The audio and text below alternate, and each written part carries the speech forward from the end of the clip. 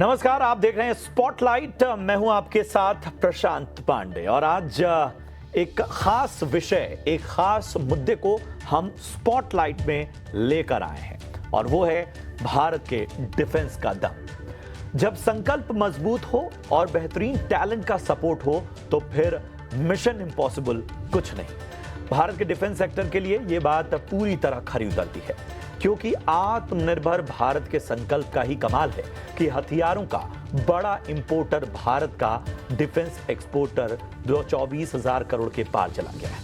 इससे 2029 तक 50,000 करोड़ करने का लक्ष्य है। जाहिर है, भारत की स्वदेशी तकनीक का जादू पूरी दुनिया पर चल रहा है। ऑपरेशन सिंदूर ने तो इसका बड़ा सबूत तक दे दिया। डिफेंस में भारत के इसी डंके से बन रही संभावनाओं को आज स्पॉटलाइट में देखेंगे और यह भी समझेंगे कि आखिर हमें और कहां पर एग्रेशन लाने की जरूरत है।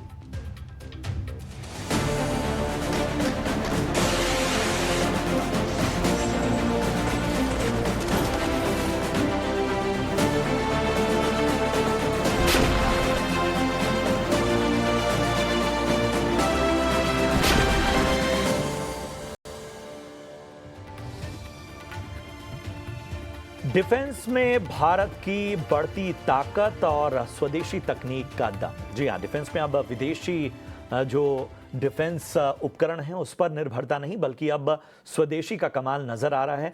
आत्मनिर्भर भारत डिफेंस में भी अपना दम दिखा रहा है।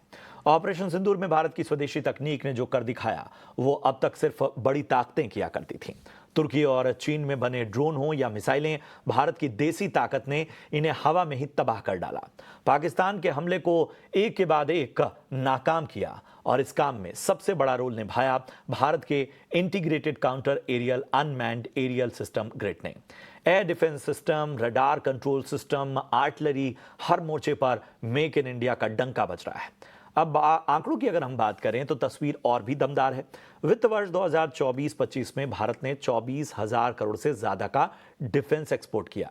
इसमें से 15,233 करोड़ प्राइवेट सेक्टर से आए, जबकि सरकारी डिफेंस कंपनियों ने 8,390 करोड़ का एक्सपोर्ट किया। 2029 तक डिफेंस एक्सपोर्ट को बढ़ाकर, जैसा हमने बताया, 50,000 करोड़ करने का लक्ष्य है और इसी से भारत बन रहा है रक्षा क्षेत्र में एक सुपर पावर। आज इसी विषय पर करेंगे खास चर्चा, मगर सबसे पहले अपनी सहयोगी कनिष्का सरकार का रुख करेंगे, जो बता रही हैं आंकड़ों में हमारे रक्षा दम की कहानी। जी कनिष्का। भारत का डिफेंस सेक्टर आज एक बड़े बदलाव से गुजर रहा है। जो देश कभी दुनिया का सबसे बड़ा हथियार इंपोर्टर हुआ करता था, अब एक बड़ा डिफेंस एक्सपोर्टर बनने की राह पर है। पिछले दिनों ऑपरेशन सिंदूर में भारत ने पाकिस्तान के ड्रोन और मिसाइल हमलों को सक्सेसफुली नाकाम किया। इसमें इस्तेमाल हुई इंटीग्रेटेड एयर डिफेंस ग्रिड, जिसमें शामिल है पेचोरा, OSA, AK और LLAD गन जैसे बैटल प्रोवन सिस्टम्स और देश में बने आकाश मिसाइल जैसे इंडिजिनस सिस्टम्स। भारत की लेयर्ड और इंटीग्रेटेड एयर डिफेंस नेटवर्क, जिसमें आर्मी, एयरफोर्स और नेवी की तीनों की ताकत शामिल है, आज radar, counter drone system and advance missile technology से इक्विप्ड है। यही वजह है कि भारत ने कई बार ड्रोन और हवाई हमलों को सक्सेसफुली रोक दिया। साथ ही ड्रोन पावर के क्षेत्र में भारत तेजी से आगे बढ़ रहा है। 2030 तक भारत को ग्लोबल ड्रोन हब बनाने का टारगेट सेट किया गया है। इसके लिए ड्रोन इंपोर्ट पर बैन लगाया गया है और PLI स्कीम इंट्रोड्यूस की गई थी 2021 में और अनुमान है कि इंडिया का ड्रोन मार्केट 2030 तक $11 अरब तक पहुंच चुका होगा, यानी ग्लोबल ड्रोन बाजार का 12% से ज्यादा शेयर। डिफेंस एक्सपोर्ट्स अगर हम देखें, FY25 में रिकॉर्ड 24,000 करोड़ तक पहुंचे और 2029 तक इसे 50,000 करोड़ तक ले जाने का टारगेट है। 2047 तक भारत को दुनिया का सबसे बड़ा डिफेंस एक्सपोर्टर बनाने के भी प्लान्स हैं। सारे डेवलपमेंट्स और डेटा से यह साफ है कि तेजस फाइटर जेट, धनुष मिसाइल, LCH हेलीकॉप्टर और आकाश मिसाइल सिस्टम जैसे मॉडर्न हथियारों के जरिए भारत एक मजबूत, आत्मनिर्भर और आधुनिक डिफेंस फोर्स तैयार कर रहा है। शुक्रिया करेंगे कनिष्का आपका इन तमाम इंसाइट्स के लिए। आंकड़ों के जरिए आप समझ पा रहे होंगे कि किस तरह से हम बड़े लक्ष्यों की तरफ देख रहे हैं और भारत अपने डिफेंस का जो दायरा है वो लगातार बढ़ा रहा है। चलिए अब चर्चा की शुरुआत करते हैं और हर पहलू को जो है वो विश्लेषण के जरिए इस चर्चा में हम लेकर आएंगे। इसीलिए हमारे शो का नाम है स्पॉटलाइट। जो चीज स्पॉटलाइट पे है उसकी चर्चा। और हमारे साथ तो मुझे बड़ी खुशी हो रही है, आज कुछ खास मेहमान चर्चा में शामिल हो रहे हैं। जाने माने defence expert retired brigadier Vinod Datta साहब हमारे साथ इस चर्चा में हैं। Vinod sir, thank you so much, आपने अपना कीमती समय दिया। और हमारे साथ आशीष कंसल साहब हैं, जो कि मैनेजिंग पार्टनर हैं आफरीन एलीट सर्विस एलएलपी से। डिफेंस क्षेत्र को काफी बारीकी से समझते हैं। आशीष जी, आपका भी बहुत बहुत स्वागत। तो सबसे पहले विनोद सर, मैं आपके पास आना चाहूंगा। डिफेंस का क्षेत्र एक दौर में बस यही था कि साहब टेक्नोलॉजी ट्रांसफर या बाहर से जो तकनीकें हैं उन पर निर्भर था, लेकिन हाल फिलहाल जो एग्रेशन नजर आया, जो आक्रामकता नजर आई है, और इस आक्रामकता को सिर्फ हमने टेस्टिंग के जरिए नहीं बल्कि वैलिडेशन के जरिए भी परखा जब ऑपरेशन सिंदूर हुआ, जब हमने पाक के तमाम हमलों का मुंहतोड़ जवाब दिया और हर तरह से उसे घुटनों पर ला खड़ा किया। कितना बड़ा फर्क देख रहे हैं सर? मतलब अच्छा खासा तजुर्बा है आपको, आपने कई दौर देखे हैं भारत के डिफेंस क्षेत्र के, भारत की इन तमाम आर्म्स के और लगातार अपग्रेडेशन के। ये दौर कहता क्या है? देखिए, बड़ा अच्छा प्रश्न है। और मैं सेना में 3rd जनरेशन ऑफिसर हूं, तो मैंने मतलब कई पीढ़ियां सेना में रही हैं बतौर ऑफिसर्स, तो वो दौर भी मैंने सुना है। और जब मुझे कमीशन प्राप्त हुआ उस समय भी भारत की जो इक्विपमेंट प्रोफाइल था वो ज्यादातर जो था वो ईस्ट यूरोपियन कंट्रीज सेंट्रिक था, या जो वॉर्सो पैक्ट कंट्रीज थी, बेसिकली यूएसएसआर कह लीजिए। करीब 85% हमारी जो डिपेंडेंस थी वो उनके ऊपर थी। भारत के पास पैसे नहीं थे। भारत को एक ऐसा इक्विपमेंट चाहिए था जो जो हमारे लिए रगड हो, उसमें कोई बहुत ज्यादा फाइटिंग कंफर्ट ना हो और हमें किश्तों पे मिले।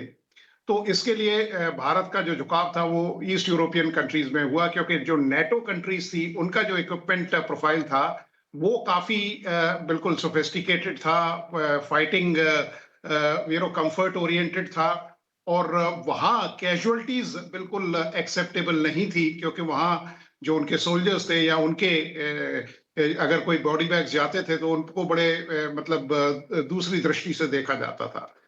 तो भारत ने अपनी जो शुरुआत की, क्योंकि जब पार्टीशन हुआ, जब भारत तकसीम हुआ, उस समय भी जो बेस्ट इक्विपमेंट था, वो जो टैंक्स वगैरह थे, वो पाकिस्तान को दे दिए गए। और नेहरू जी ने कहा था कि साहब हम बड़े देश हैं, हम इसको दोबारा रीवैम्प कर लेंगे। लेकिन उन्होंने ये भी कहा कि साहब जब सीएनसी गए उनके पास तो कि भाई we must modernise our army, तब उन्होंने ये कहा कि साहब हमें तो किसी से लड़ना ही नहीं है, हमारे लिए तो ये आर्मी मतलब किस काम की है, इनसे और काम कराइए। और उनको ट्रुप लेबर में या उनको बिल्डिंग कंस्ट्रक्शंस में लगा दिया गया। और 1962 में आपने हाल देखा। उसके बाद आप ये देखिए, जब से ये सरकार आई है तब से किसी जमाने में अगर आप 3-4 साल पहले भी जाएं तो हम लार्जेस्ट इंपोर्टर हुआ करते थे, लेकिन अब एक परसेप्टेबल चेंज आया है हमारे इक्विपमेंट प्रोफाइल पे, कि जो हमारी डेफिशिएंसी थी उनको पूरा किया गया है। और जो हमारा एडी अम्ब्रेला है, आपने देखा किसी जमाने में, मैं आपको बता दूं कि मेरे फादर एयर डिफेंस में हुआ करते थे और मैंने भी सेवाएं दी है एयर डिफेंस ब्रिगेड में। पाकिस्तान का एयर डिफेंस 90s तक हमसे कहीं बेहतर था, और लेकिन उसकी जो बदतर हालत होती गई। और हमने जिस तरह से अपना इक्विपमेंट प्रोफाइल इंप्रूव किया है, हमने जिस तरह से इंडिजीनियस इंडस्ट्री को मतलब बढ़ाया है, हमने जिस तरह से जो मैन मशीन मिक्स है, क्योंकि देखिए सबसे बड़ी चीज ये होती है, इक्विपमेंट ला देना ही नहीं होता है। पाकिस्तान के पास देखिए एयर डिफेंस सिस्टम था, चाइना का था, ठीक है, उनके पास भी S-400 था, लेकिन जब तक आप एक प्रोफेशनल आर्मी नहीं होंगे, जब तक आपके लोगों में वो ट्रेनिंग नहीं होगी, जब तक वो जज्बा नहीं होगा, वो जुनून नहीं होगा, वो मशीनें किसी काम की नहीं है। और आपने देखा ऑपरेशन सिंदूर में किस तरह से वो नाकाम हुए। तो भारत की ये पहल बड़ी अच्छी है, क्योंकि जो नया और इक्विपमेंट आ रहा है। आपने चूंकि बताया कि एक लेगेसी रही है एयर डिफेंस सिस्टम को बाकी काफ़ी करीब से आप कह सकता हूं कि 2 पीढ़ियों ने आपके बड़े करीब से देखा है और इसमें अपग्रेडेशन देखा है, तो मैं स्पेसिफिकली ज़रा उसको भी समझने के लिए आपके पास आऊँगा। इस बीच मैं बता दूं, स्मित शाह साहब हमारे साथ जुड़ चुके हैं, जो कि प्रेसिडेंट हैं ड्रोन फेडरेशन ऑफ इंडिया से। और चलिए, फिलहाल कुछ तकनीकी दिक्कत है जिसकी वजह से उनसे संपर्क टूट गया है, लेकिन हम उनके पास बाद में जाएंगे। इन सब के बीच में आशीष जी, मैं आपके पास आना चाहूँगा। मैं आंकड़ों से जो गुजर रहा था उसमें जो हम खास तौर पे पार्टिसिपेशन देख रहे हैं, उसमें प्राइवेट सेक्टर का पार्टिसिपेशन डिफेंस सेक्टर में बड़ी तेजी से बढ़ा है। अब सोचिए कि जो डिफेंस एक्सपोर्ट है उसमें 15,233 करोड़ का जो कंट्रीब्यूशन है वो प्राइवेट सेक्टर से है, और सरकारी डिफेंस कंपनियों का जो कंट्रीब्यूशन है, जो योगदान है, वो 8,389 करोड़ के आसपास कहीं ठहरता है। सर बताइए, प्राइवेट सेक्टर में आखिर इस तरह का रुझान कहां-कहां देखने को मिल रहा है, किस तरह से जो है इस पूरे बदलाव को देखा जाए?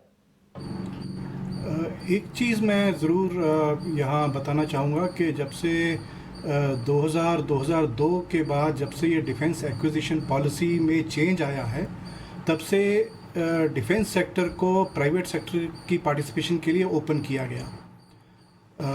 मल्टीपल प्राइवेट कंपनीज़ को नॉन स्ट्रैटेजिक एरियाज़ में पार्टिसिपेट करने के लिए इनकरेज किया गया।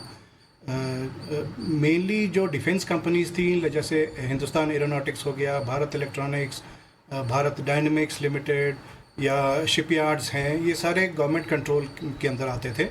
सो they were the ones who were mainly handling the defence sector और defence manufacturing. After 2002 private sector को इनकरेज किया गया और काफ़ी तेज़ी से प्राइवेट सेक्टर कंपनीज़ जैसे कि टाटास हैं, बड़े बड़े इंडस्ट्रियल हाउसेस, टाटास, रिलायंस, भारत फोर्ज, महिंद्रास, ये सब, विप्रो, इन्फोसिस, ये कंपनीज़ भी अपना कंट्रीब्यूशन देना शुरू कर दिया।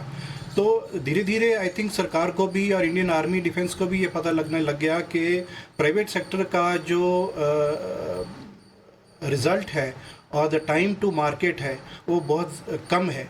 तो इस वजह से प्राइवेट सेक्टर की इम्पोर्टेंस और ज़्यादा बढ़ती गई। Not that public sector companies are any less in terms of time to market, but there is always a bureaucracy angle, and of course government control is there, so there is slight delay in production, manufacturing and delivery to the market or delivery to the customer.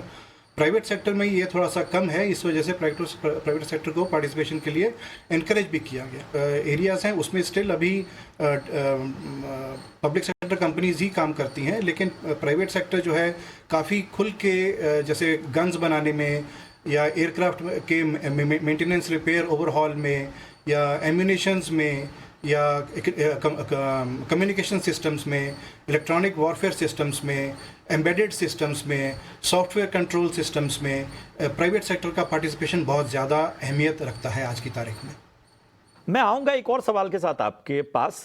हमें थोड़ा कहीं ना कहीं कहते हैं ना कि आत्ममंथन भी करने की आवश्यकता है। चूंकि आप तमाम इंडस्ट्री इनसाइट्स बता रहे हैं, ट्रेंड्स बता रहे हैं, हम ये भी समझेंगे कि क्या ऐसे क्षेत्र हैं जहां पर थोड़ा रोड ब्लॉक भी दिख रहा है, थोड़ा सा वहां अगर चीज़ें सुधर जाएं तो रफ्तार अलग होगी। इस बीच स्मित शाह साहब हमारे साथ जुड़ चुके हैं। और स्मित सर, अच्छा लग रहा है आपसे चर्चा की शुरुआत करते हुए। और बड़ी बात यह है कि ड्रोन, मतलब शायद ऑपरेशन सिंदूर में हमने इस शब्द को जितनी बार सुना होगा उतना किसी और इक्विपमेंट, उतना किसी और उपकरण या किसी और अस्त्र के बारे में नहीं सुना होगा। ये जो पिछले दिनों मैं तमाम डिफेंस प्लेयर से भी चर्चा कर रहा था और वो लगातार बता रहे थे कि किस तरह से एग्रेशन आया है इस इंडस्ट्री में। न सिर्फ हम डिफेंस के उपकरणों की बात कर लें, हम एग्रीकल्चरल, और अभी हमने एक वीडियो भी देखा था जब ट्रेन की सफाई तक का जो है वो ड्रोन के ज़रिए हो रही है। हमें बताइए कि ये क्रांतिकारी जो क्षेत्र है, ये मतलब क्या इसमें जो बूम आया है उसने वक्त का पूरा गैप भर दिया है, उसने बहुत सारे क्षेत्रों में जो एक फ़र्क था उसे मिटा दिया है? देखिए, अगर आप ड्रोन्स की बात करेंगे तो चाहे वो फ्यूचर वॉर हो जो ड्रोन से लड़ी जाएगी, या फ्यूचर एग्रीकल्चर हो जिसमें क्रॉप हेल्थ मॉनिटरिंग और एग्रीकल्चर स्प्रेइंग के जो ड्रोन्स है उसका काम होगा, या फिर फ्यूचर हेल्थ केयर है जहाँ पे अभी जाकर अलग अलग डिस्ट्रिक्ट्स में लैब सेटअप करनी होती है और अलग अलग तरीके से दवाइयाँ पहुँचाने का लॉजिस्टिक्स बढ़ाना होता है, जो ड्रोन से रिप्लेस हो जाएगा, जहाँ पे ड्रोन 100, 150, 200 किलोमीटर दूर जाकर क्रिटिकल दवाइयाँ और वैक्सीन पहुंचाएगा और लैब टेस्ट के लिए सैंपल वापस ले आएगा। ऐसे बहुत सारे विभिन्न क्षेत्र हैं जहाँ पे ड्रोन का बहुत बड़ा यूज़ है। और इसमें मैं बस ये कहना चाहूँगा कि इंडिया में 2021 में ऑनरेबल प्राइम मिनिस्टर ने ड्रोन्स की जो पूरी अपॉर्चुनिटी है उसको स्ट्रैटेजिक तरीके से समझा और पूरा एक पॉलिसी रिफॉर्म लाया और एक प्रॉपर रूल लाया जिसके अंदर कहा गया कि इंडिया को ग्लोबल ड्रोन हब बनाना है और विश्व गुरु बनाना है ड्रोन में, जिससे पूरी पॉलिसी को ओपन अप किया गया, फाइनेंशियल इंसेंटिव्स आए और इंपोर्ट ऑफ फॉरेन ड्रोन्स को बैन कर दिया गया है अभी। तो ये एक बहुत अच्छा एनवायरनमेंट है जिसके अंदर इंडिया में जो कंपनीज है जो इंडियन ड्रोन्स बनाना चाह रहे हैं, जो डिज़ाइन डेवलपमेंट करना चाह रहे हैं और जो प्रोडक्शन करना चाह रहे हैं, इन लोगों के लिए एक डिसप्रपोर्शनेटली फेवरेबल एनवायरनमेंट मिलता है। ना कोई फॉरेनर से compete करने की जरूरत है, और अगर इंडिया में भी बना रहे हैं तो बनाने के लिए भी इंसेंटिव्स मिल रहे हैं। ऐसा एक वातावरण तैयार किया गया है। सो ये पूरा एनवायरनमेंट है जिसकी वजह से आज हमें चाहे ऑपरेशन सिंदूर हो या आने वाले जितने भी ऑपरेशन होंगे उसके अंदर ड्रोन पावर जो इंडिया धीरे धीरे करके बन रहा है उसका फ्लेवर दिखा है ऑपरेशन सिंदूर में और दिखता रहेगा। ये अपने आप में एक तस्दीक करता है, एक वैलिडेशन देता है कि कोई भी तकनीक हो, कोई भी एक ऐसा क्षेत्र हो जहां पर हमें रिजल्ट्स नजर आते हैं, उसमें हम किस तेजी से आगे बढ़ते हैं। दत्ता सर, मैं आपके पास आना चाहूंगा और मेरा वही सवाल है जिसके साथ मैं आपको छोड़कर गया था। एयर डिफेंस सिस्टम, ये जो हमारा रक्षा कवच है, मतलब ये काम कैसे करता है? और लिटरली आम लोगों के मन में तो यही सवाल आता है कि साहब ये किस तरह से कोई भी कह सकते हैं नुकसान पहुंचाए बगैर, और खास तौर पे आप सामने देख रहे हैं जो दृश्य हमने देखे, जो वीडियोस हमने पहली बार टेलीविजन पर देखे कि साहब आसमान में पटाखे फूटते हुए हमें नजर आए। देखिए, आपने बिल्कुल ठीक कहा। मैं थोड़ा सा आपको तारीख में ले जाऊंगा। 60s और 70s में आप देखिए हर युद्ध का एक दौर होता है। अगर 1965 वॉर देखें, 62 was purely infantry dominated warfare. 65 में टैंक्स का अच्छा बैटल ऑफ असल उत्तर वगैरह में देखा गया। 71 में हमारी जो एयरफोर्स थी उसने ईस्टर्न पाकिस्तान में बिल्कुल टोटल एयर सुपीरियोरिटी ले रखी थी। पाकिस्तान की एयरफोर्स को एकदम एनिलेट किया हुआ था। बाकी अगर आप ये देखें, अभी जो ऑप सिंदूर था, it was totally air defence centric operation. तो इसके अंदर पहले क्या होता था, L60 गन्स होती थी, मैनुअल होती थी, और जो CNR सिस्टम था, अच्छा एवियोनिक्स भी इतने मतलब एडवांस नहीं थे। उसके बाद L70 गन आई जो आज भी इस्तेमाल की जा रही है, सुपर फ्लैटमस रेडार्स वगैरह के साथ उसको जोड़ा गया, आज भी इफेक्टिव है। उसमें काफी अपग्रेडेशन किए गए हैं। तो AD अम्ब्रेला जो है उसमें काफी, अब जैसे जो मैकेनाइज्ड फोर्सेस हैं उनके लिए एक डेडिकेटेड एयर डिफेंस एलिमेंट्स दिए गए। जो हमारे वल्नरेबल एरियाज हैं, वल्नरेबल पॉइंट्स हैं, पाकिस्तान ने बड़ा वो किया था कि साहब सिंधु का पानी अगर रोका जाएगा हम ये कर देंगे। लेकिन हमारे जितने भी इस तरह के वल्नरेबल एरियाज से, मैं उनका नाम नहीं लेना चाहूंगा, लेकिन they were all covered, they were given AD umbrella. तो हमारे यहाँ जिस तरह का AD अम्ब्रेला है, जिस तरह का CNR सिस्टम है, control and reporting system, because इसमें सेकंड्स चाहिए होते हैं आपको रिएक्ट करने के लिए। और आजकल इतनी स्पीड है इन एयरक्राफ्ट की, जो स्पेशली 4.5 या 4 जनरेशन या 5th जनरेशन की भी बात हो रही है, कि आपको बिल्कुल बहुत कम समय मिलता है। लेकिन जिस तरह से हमारी एयर डिफेंस को अपग्रेड किया गया है, चाहे वो तंगुष्का हो, चाहे S-400 played a very major role, लेकिन हमारा जो आकाश जो सिस्टम था उसको भी देखिए आप। और खासकर मुझे बड़ी खुशी होती है उन साइंसदान जिन्होंने वो बनाया, जब उनको आपके मतलब आप जैसे ही किसी चैनल ने बताया कि साहब मुझे पद्मश्री मिलने पे इतनी खुशी नहीं हुई जितनी जब मैंने देखा कि आकाश कितना इफेक्टिव वेपन सिस्टम साबित हुआ है पाकिस्तान के बरखिलाफ। तो ये यकीनन बताता है कि हमने किस तरह से जो इंपोर्टेड इक्विपमेंट है और इंडिजीनियस इक्विपमेंट है उसको हमने डवटेल किया है, या उसको हमने एकदम दोनों को, उनका जो फ्यूजन है वो किस तरह से इफेक्टिव रहा है। और आपने देखा करीब 600 से 800 ड्रोन या मिसाइल्स उन्होंने फायर किए, एक भी अपने लक्ष्य तक नहीं पहुंचा। ज्यादा से ज्यादा वो किसी रिहायशी इलाकों में या बंजर जगह में वो विस्फोट हुआ। तो हमारा जो एडी अम्ब्रेला है वो बिल्कुल वो है, it is a in fact 3 layered system. Because आप ये देखिए एगला जो 1M है, जो शोल्डर फायर्ड मिसाइल्स है, क्योंकि जनरली रेडार्स में क्या होता है, एक डेड जोन होता है, और उस डेड जोन में आप देखिए ड्रोन्स क्यों ज्यादा इफेक्टिव है, क्योंकि वो डेड जोन में जाते हैं, रेडार्स कई बार बिल्कुल उनको सर। डिटेक्ट नहीं कर पाता है। वाकई तो वाकई। इन और सब ये चीजों के लिए जो ये शोल्डर जब फायर्ड बातें आप मिसाइल थे, बता रहे हैं सर, मतलब मुझे तारीफ करनी होगी। एक तो इतना एक्साइटमेंट है आपको इन सारी चीजों को बताते हुए कि हमने कितना बड़ा सफर तय किया है, हमने कहां से कहां की यात्रा की है। और वाकई अपने आप में ये हमारे जो कहते हैं ना कि इस दौर का भारत का जो दम है रक्षा क्षेत्र में, उसका ये एक बहुत बड़ा सिग्नेचर है कि इस तरह से हमारे डिफेंस एक्सपर्ट एक एक चीज़ को बारीकी से आपके सामने रख रहे हैं। आशीष सर, मैं आपके पास आना चाहूँगा। जिसका मैंने बात की थोड़ा, ठीक है, हम तो इसीलिए जानते हैं कि भाई हम सुधार के लिए, हमेशा सुधार के लिए तैयार होते हैं। कुछ लगते हैं आपको रोड ब्लॉक्स जहाँ पर थोड़े बहुत सुधार किए जाएँ तो शायद ये रफ्तार और तेज़ होगी?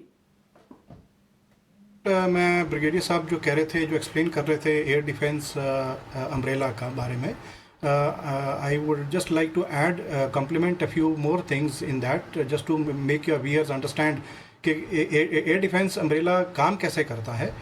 जैसे आकाश सिस्टम ही ले लीजिए या S-400 सिस्टम ले लीजिए, तो ये बेसिकली इनका जो हार्ट ऑफ द सिस्टम होता है वो रेडार्स होते हैं। और रेडार भी 2 या 3 प्रकार के रेडार्स होते हैं। एक अर्ली वार्निंग रेडार होता है जो कि एक 200-300 किलोमीटर तक के टारगेट्स को आइडेंटिफाई करता है और समझ आता है कि कुछ ना कोई हमारी तरफ आने वाला है। फिर जब टारगेट नज़दीक आ रहा होता है तो एक दूसरा रडार है जो कि उसको कैप्चर करता है और उसको ट्रैक करता है। फिर जब और नज़दीक आता है तो हमारे जो फायर कंट्रोल रडार होता है वो उसको कैप्चर करता है, ट्रैक करता है, फिर उसको मिसाइल छोड़ के या UAV छोड़ के या गन के थ्रू L-70 या L-60 गन्स के थ्रू या super fielders radar based guns या शिल्का, जैसे शिल्का का आपने नाम सुना होगा, इस ऑपरेशन में शिल्का का भी यूज़ हुआ। तो ये शॉर्ट रेंज गन्स हैं, लॉन्ग रेंज गन्स हैं, तो वो गन्स यूज़ होती हैं टू हिट द टारगेट और to neutralise the target. Then we also have something called anti drone systems. तो एंटी ड्रोन सिस्टम्स भी वही है कि जो ड्रोन जब आ रहा है आपके पास तो उसको या तो उसको न्यूट्रलाइज करना है। कैसे न्यूट्रलाइज करेंगे? या तो हार्ड किल करेंगे या सॉफ्ट किल करेंगे। सॉफ्ट किल मतलब कि उसकी जो इलेक्ट्रॉनिक सिस्टम है उसको जैम कर देना है। हार्ड किल मतलब उसके ऊपर कुछ फायर करना है, कुछ गन फायर करना है या मिसाइल फायर करना है, तो जिससे कि यूएवी या ड्रोन जो है वो डिस्ट्रॉय हो जाए। तो ये तो हो गया एयर डिफेंस के बारे में, मतलब just to give an perspective of how air defence system works. तो coming to the roadblocks, I would say, see, I think धीरे धीरे सरकार को भी, ब्यूरोक्रेसी को भी समझ आ रहा है कि जल्दी से जल्दी हमको डिलीवरी चाहिए, जल्दी से जल्दी हमको मैन्युफैक्चरिंग करना है। अगर कुछ रोड ब्लॉक आ रहा है in terms of import of particular components, चाहे वो ताइवान से आ रहा है, चाहे वो सिंगापुर से आ रहा है, चाहे वो अमेरिका से आ रहा है या यूरोप से आ रहा है, वो चैनल जो है, वो चैनल जो है हमको क्लियर करके रखना है हमेशा, ताकि उसमें डिलीवरी जो पार्ट्स हैं, particular important parts, very very important systems which are और sub systems which are the heart of the system, वो चीज़ जो है एटलीस्ट जब इंडिया में इंपोर्ट होगी तो वो टाइम से मिल जाए हमको, ताकि जो स्पेसिफिकली आपने बताया कि मतलब उस क्षेत्र में भी ऐसा नहीं है कि उन्हें रोड ब्लॉक्स की तरह में देखना होगा, वहां पर पिन पॉइंट जो है वो चीजें देखकर और उनको कहीं ना कहीं उन सारी जो तकलीफें हैं, चैलेंजेस हैं, उनको दूर किया जा रहा है। एक आखिरी सवाल के साथ मैं स्मिथ साहब आपके पास आना चाहूंगा। ड्रोन टेक्नोलॉजी, ड्रोन क्षेत्र, उसकी मैन्युफैक्चरिंग और बाकी सब में बड़े लक्ष्य क्या हैं? कुछ रिपोर्ट्स भी आपकी तरफ से आई थी। मैं बस ये कहना चाहूंगा कि जो ड्रोन में पॉलिसी का काम करना था उसमें तो काफ़ी सारा गवर्नमेंट ने काम कर दिया है, बट ये जो आप जैसे बॉटलनेक्स की बात कर रहे थे, मैं उसको बॉटलनेक्स नहीं, मैं लर्निंग्स कहूँगा। तो लर्निंग्स कुछ इस प्रकार से है कि गवर्नमेंट को 2 चीज़ों को करने की ज़रूरत है। पहला, गवर्नमेंट हमेशा ड्रोन को खरीदेगी, जिसकी वजह से ड्रोन का जो कंपोनेंट और मटेरियल्स पे रिसर्च है वो डायरेक्टली गवर्नमेंट से जुड़ के नहीं होगा। तो उसके लिए रिसर्च करने के लिए और ये इंश्योर करने के लिए कि हमारी सप्लाई चेन प्रोटेक्टेड हो और ज़्यादा कंपोनेंट्स और मटेरियल्स इंडिया में बन सके या ऑल्टरनेट मटेरियल्स और कंपोनेंट्स बन सके, उसके लिए एक अलग से रिसर्च करने की जरूरत है। ये इसलिए जरूरी है क्योंकि गवर्नमेंट कभी भी कंपोनेंट्स नहीं खरीदती है, पूरी सिस्टम खरीदती है। तो एक फोकस एरिया ये होना चाहिए जिससे इनडायरेक्टली गवर्नमेंट अपने ही पोटेंशियल सप्लायर्स को स्ट्रेंथन करने के लिए काम कर सके। और दूसरा, अभी आप देखेंगे कि जो भी नई और इमर्जिंग टेक्नोलॉजीज है जैसे कि ड्रोन्स, उसमें बहुत सीजनल तरीके से प्रोक्योरमेंट होता है कि बहुत सारा प्रोक्योरमेंट एक साथ होता है, 1-2 साल तक वो चलता है, उसके बाद में 2-3 साल की मैं कहूँगा मंदी आ जाती है हमारी मार्केट की भाषा में। तो उस चक्कर में क्या होता है कि बहुत सारी जो स्टार्टअप्स है वो कैश फ्लोज अपने सस्टेन नहीं कर पाते हैं या फिर उनको दिक्कत होती है और बाद में एनालिसिस भी उसका फाइनेंशियल जो है वो बिगड़ जाता है। तो हमें एक साइक्लिक प्रोक्योरमेंट की तरफ जाने की जरूरत है जहां पे हम ईयर ऑन ईयर ऑर्डर को स्प्लिट करके वाकई कंसिस्टेंटली खरीदते रहें। ये बड़े बड़े इंपॉर्टेंट रिकमेंडेशंस, और मुझे बड़ा अच्छा लगा आज के शो में कि जो हमारे तीनों एक्सपर्ट्स रहे हैं उन्होंने अपनी रिकमेंडेशंस भी दी, बताया भी कि भाई हम जिस रफ्तार से दौड़ रहे हैं उसमें कोई मुश्किल नहीं है, थोड़ी बहुत जो चुनौतियां हैं वो ऐसी नहीं है जिनको दूर नहीं किया जा सकता। शुक्रिया करेंगे स्मिथ जी आपका, अच्छे इंसाइट्स रहे और अच्छी चर्चा रही। इसके साथ ही हमारे पास समय कम है इसलिए इस चर्चा को हम आगे नहीं बढ़ा सकते, समय सीमा होती है टीवी पे। इसके साथ ही आशीष सर आपका भी बहुत बहुत धन्यवाद, ब्रिगेडियर दत्ता आपका भी बहुत बहुत शुक्रिया। इस तरह की चर्चाओं में हम आगे भी आप सभी को आमंत्रित करते रहेंगे। बहुत बहुत धन्यवाद अपना कीमती समय देने के लिए। चलिए, स्पॉटलाइट में आज के लिए इतना ही। उम्मीद करते हैं कि आपको चर्चा पसंद आई हो। फिलहाल मुझे और मेरी पूरी टीम को दीजिए इजाजत। आप देखते रहिए ET नाउ स्वदेश। नमस्कार।